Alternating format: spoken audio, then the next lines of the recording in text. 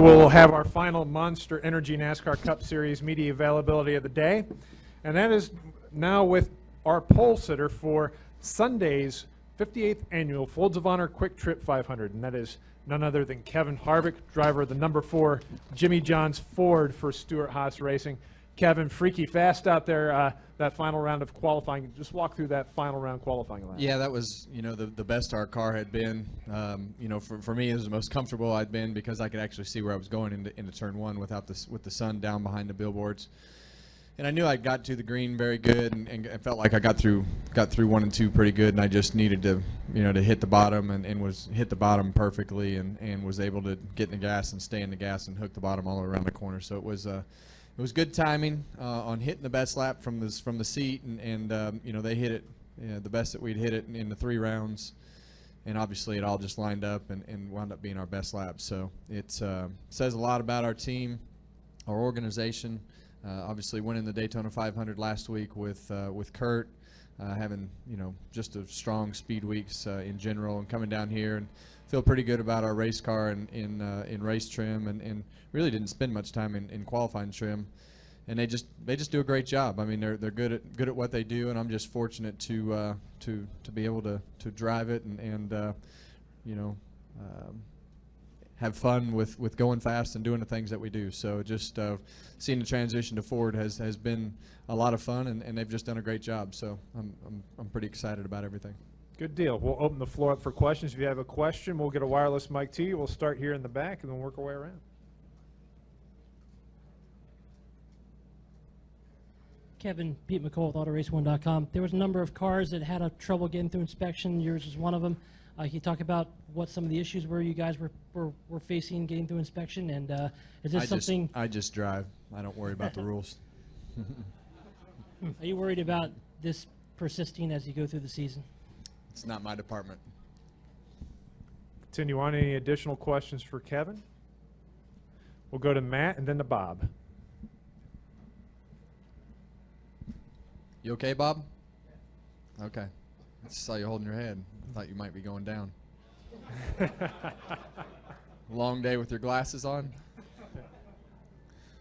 Matt Weaver, AutoWeek.com. You kind of addressed this earlier in your opening remarks, but the strong speed weeks, winning the Daytona 500, now your pole. There's always a lot of naysayers who say, Stewart-Haas is going to have the slow transition into Ford. They're not going to be fast out of the gate.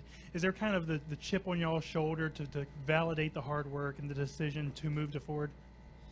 I think so. I think everybody has a chip on their shoulder, just wanting to do well. And it's not anything against anybody. It's just it's wanting to go out and not miss a beat from where we were. And we've worked hard. I've been with my guys the last 2 or 3 weeks, and we've been in the simulator. We've been testing in Phoenix. We've been on the phone. We've been obviously in Daytona for 9 or 10 days. However many days that was, and I think everybody, it's not just our team, the other teams are working hard as well. So it's, it's fun to kind of open Pandora's box, I guess you could say, because, you have to turn every leaf over and look at everything in the company, because everything's different from top to bottom. But the one thing that has stayed consistent are very good people. And, it's fun to see a group of people come together and try to make things better, and it's a major undertaking to do the things that we did, but Ford has been a big part of it. Stewart-Haas has obviously done a great job with the work, but Ford has been a very, very big part of giving us the resources and manpower and the support that we need to do the things that we do. So you line that up with Gene and Tony and the resources that we have at Stewart-Haas Racing. It's hopefully it's to the point where we have a baseline. Obviously it's going to be okay, and we can start to grow it and get better from here. We'll go to Bob, then to Kenny, then to Jacob, and then to Caleb. All right, Bob Hawker, ESPN. I have 2 questions. The first is, you can only have one, Bob. If I can only have one, then okay. No, I'm just kidding. Okay. Go ahead. First off, what do you think of this aero package now that you've actually got on the track? Was it much like you expected after the Phoenix test, or is there something maybe? Yeah, I think the cars are going to be a handful. I think they obviously always slide and move around here, but it seems like the fall off is going to be greater.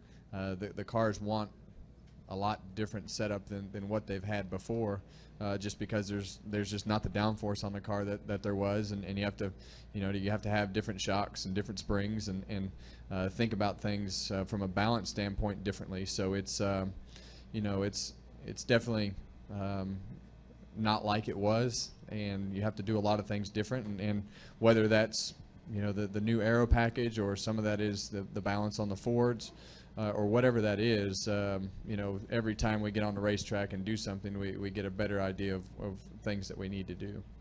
And secondly, you probably haven't heard about this, but the Las Vegas Visitors and Tourism Authority is scheduled to vote on a sponsorship package with SMI to have a second cup race there starting next year. They obviously didn't say where that race would come from, but what would be your opinion of a second race at Vegas? I love Vegas, and I think it's a it's a great atmosphere, and I think it would be good. I think, but it can also be sometimes it's not.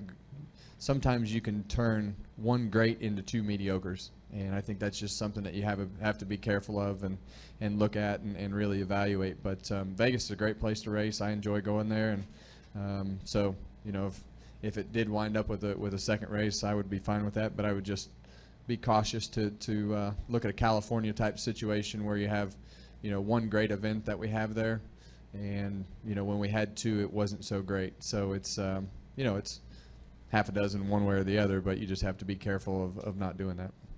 We'll go to your right to Kenny. Kenny Bruce with NASCAR.com. Kevin, you talked about all the work you guys did preparing for the season with the switchover and everything. Were there things that you had to do during this transition that maybe you normally wouldn't have been doing had you guys just stayed the course and still been with Chevrolet?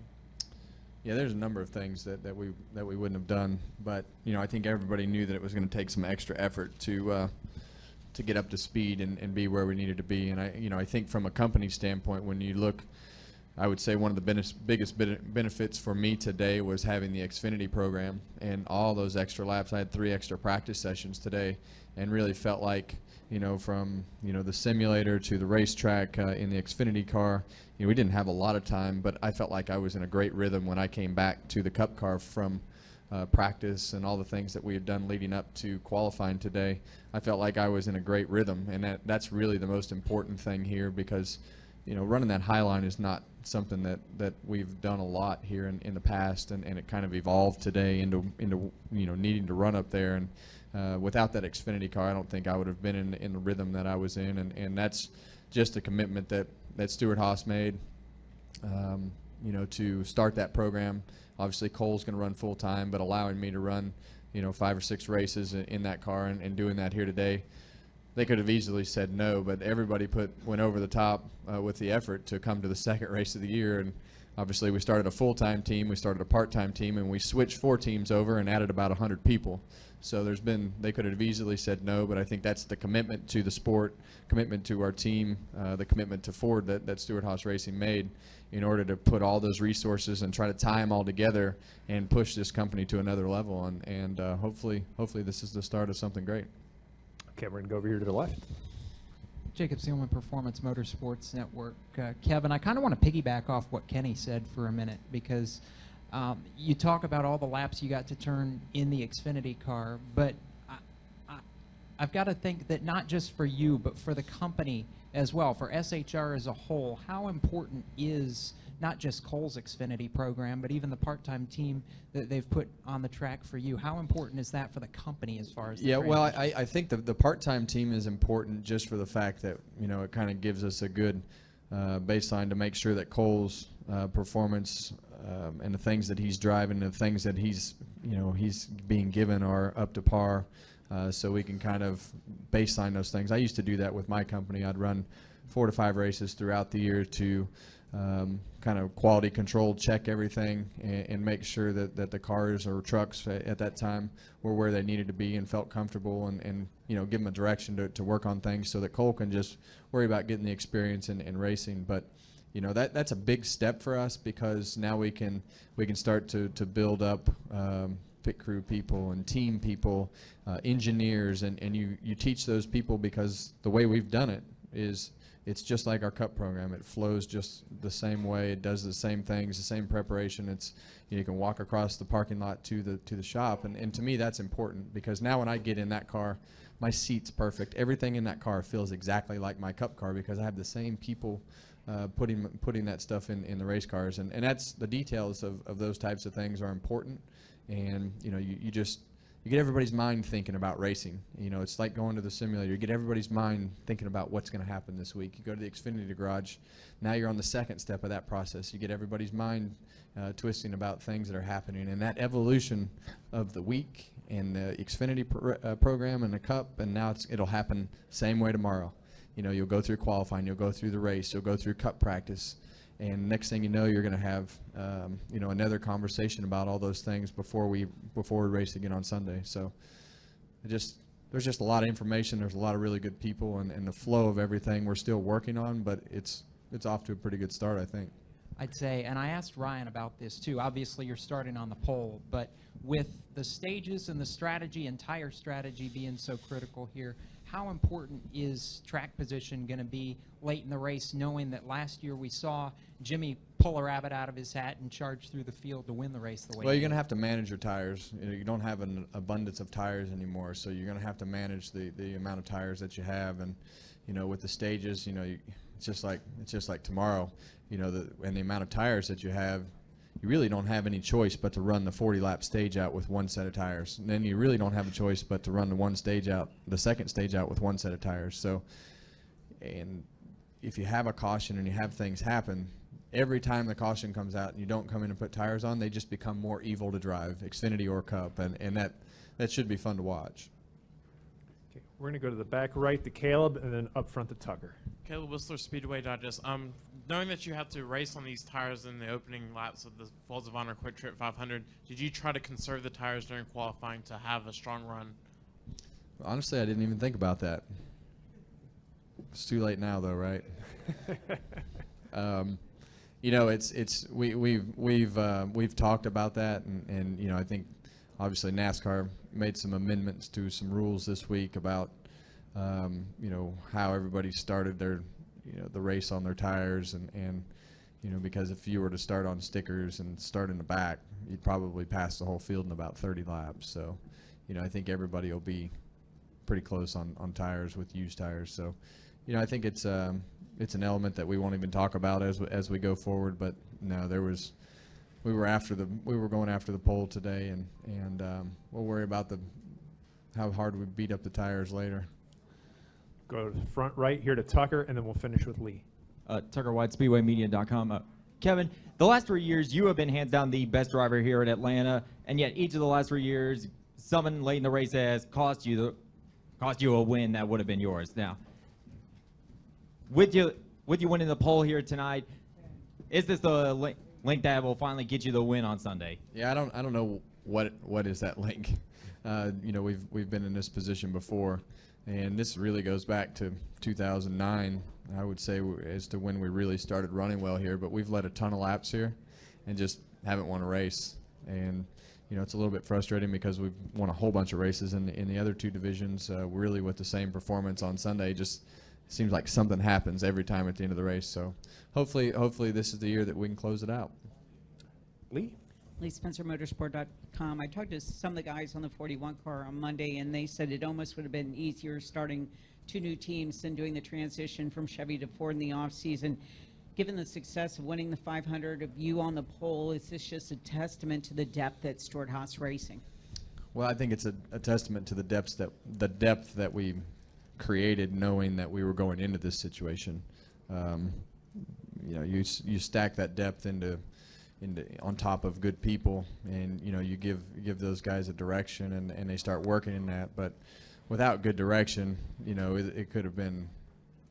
might still be a disaster, but it hasn't been so far. I think everybody's done a really good job, but you're only as good as the people that you have around you, no matter what you do. And we're very fortunate to have two great owners, a manufacturer that they love to race, all three of them. And they give us all the resources to go do what we need to do, and sometimes that costs money, and we spend it. And when we need people, we go hire people, and they're not scared of change. They just want to progress and make things better, and they've just, it was a big gamble, but so far it seems to be working out okay. Kevin, congratulations on your 18th pull here in the Monster Energy NASCAR Cup Series, and good luck on Sunday.